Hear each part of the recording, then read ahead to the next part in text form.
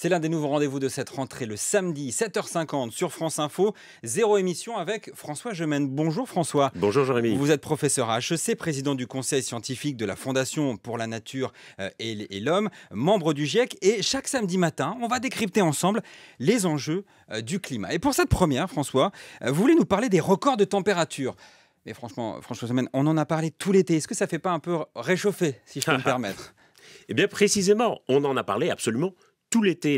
L'été a littéralement été rythmé par tous ces records de température, à la fois sur Terre et en mer. Et c'est comme ça que le mois de juillet 2023 a été le mois le plus chaud jamais enregistré sur Terre. Et en France, on a aussi battu des records de température un peu partout, notamment à Toulouse avec 42 degrés, à Carcassonne avec 43, mais aussi même en montagne, comme à l'Alpe d'Huez par exemple, à 1860 mètres, où on a enregistré une température de 29 degrés et demi. Mais surtout, dans l'hémisphère sud et notamment en Amérique latine, où c'était pourtant l'hiver, et où les températures, malgré cela, ont régulièrement dépassé les températures d'été. Et ça, finalement, François Gemène, c'est très inquiétant. Ah, évidemment, c'est très inquiétant. Mais je veux dire que ce qui m'inquiète aussi, Jean-Rémy, c'est la manière dont on en parle. Comme en fait, comme si chaque record constituait une information nouvelle. Et à chaque record de température, il faut bien dire que c'était l'alerte générale dans les médias, le branle-bas de combat sur les réseaux sociaux. Mais ça, c'est pas une bonne chose pour prendre conscience du problème? Mais justement, je n'en suis pas si sûr, en fait. Parce qu'en fait, nous allons en battre sans arrêt des records de température. Alors, est-ce qu'il faut en parler systématiquement?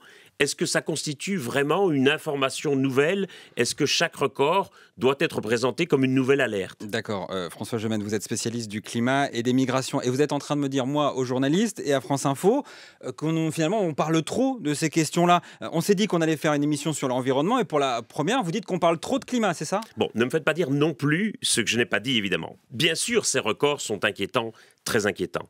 Et évidemment, il est très important d'expliquer que même si les températures en France étaient un peu fraîches cet été, ce n'était pas du tout le cas dans le reste du monde. Mais il faut comprendre aussi que le changement climatique, ce n'est pas un problème de flux, c'est un problème de stock. Ça veut dire quoi? Ça veut dire que c'est l'accumulation des gaz à effet de serre dans l'atmosphère qui fait grimper les températures. Et donc ça veut dire que tant qu'on continuera à envoyer des gaz à effet de serre dans l'atmosphère, le niveau des températures va continuer à monter.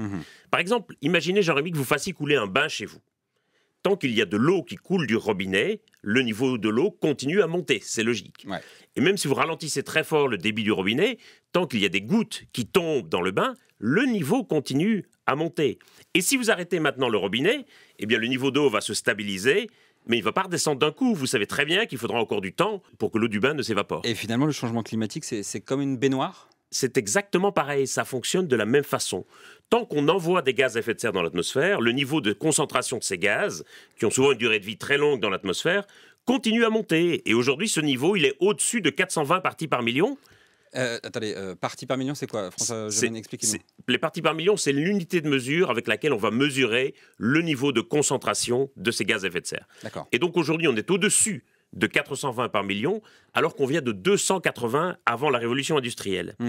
Et donc, même pendant la crise du Covid, par exemple, où les émissions de gaz à effet de serre avaient très significativement baissé, eh bien, le niveau de concentration dans l'atmosphère a continué à augmenter. Simplement, le rythme a été un peu ralenti cette année-là, et puis on a repris le rythme habituel. Ouais, et où voulez-vous en venir, François?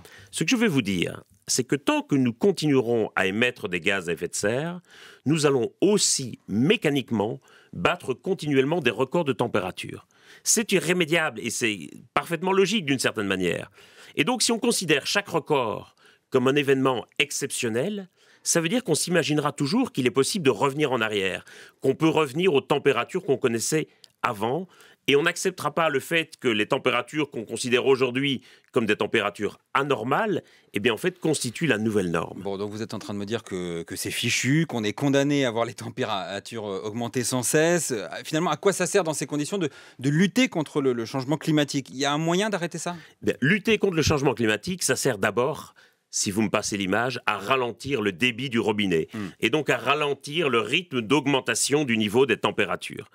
Par contre, pour le stabiliser, là, il faudra parvenir à retirer de l'atmosphère la même quantité de gaz à effet de serre que celle qu'on y envoie, c'est-à-dire parvenir tout simplement à zéro émission. Et ça, c'est pour quand? On espère y arriver pour 2050, mais la route est encore très très longue, mais on va en reparler dans les prochaines semaines. On en parlera dans Zéro émission. François Gemène, merci beaucoup. Je rappelle que vous êtes chercheur climat et migration. Merci à vous.